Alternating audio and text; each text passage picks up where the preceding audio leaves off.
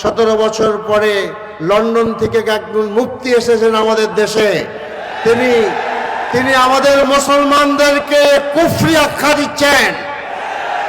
আমরা একটি নতুন বাংলাদেশ চাই, যে রাজনীতিবিদরা ভারতের আশীর্বাদ দিয়ে দেশ শাসন করতে চায় এমন শাসক আমরা চাই না।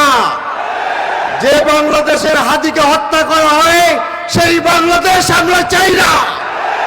আমরা নতুন বাংলাদেশ চাই, যে বাংলাদেশের তরুণরা, যুবকরা, যুবতীরা সকলে মাথা উঁচু করে দাঁড়াবে। আপনারা নির্বাচনকে ভয় পাওয়ার কারণে আপনারা শাহজালাল ইউনিভার্সিটির নির্বাচনকে বন্ধ করে দিয়েছেন। কাজে আসুন আমরা সকলে মিলে একটি নতুন বাংলাদেশ গড়ে তুলি। যে আমি দেখতে পাচ্ছি যে একটি বৃহৎ দলের প্রধানের বক্তৃতার বিষয়বস্তু শুধু জামাত ইসলামী, অন্য কোনো কথা তিনি বলেন নাই। আজকে সিলেটের বক্তৃতা আমি পড়লাম, তিনি বলেছেন জামাত ইসলামী নাকি জান্নাতের টিকিট বিক্রি করছে। তা আমি এই জনসভায় আহ্বান জানাচ্ছি তাকে মেহরবানি করে এমন একটি উদাহরণ আমাদের সামনে পেশ করেন।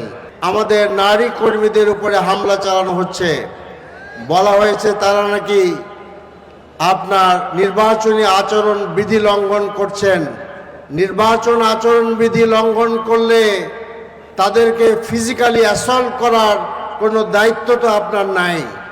সেই জন্য প্রত্যেকটা আসনে একজন করে ম্যাজিস্ট্রেট রয়েছে, আপনি তার কাছে যেতে পারেন।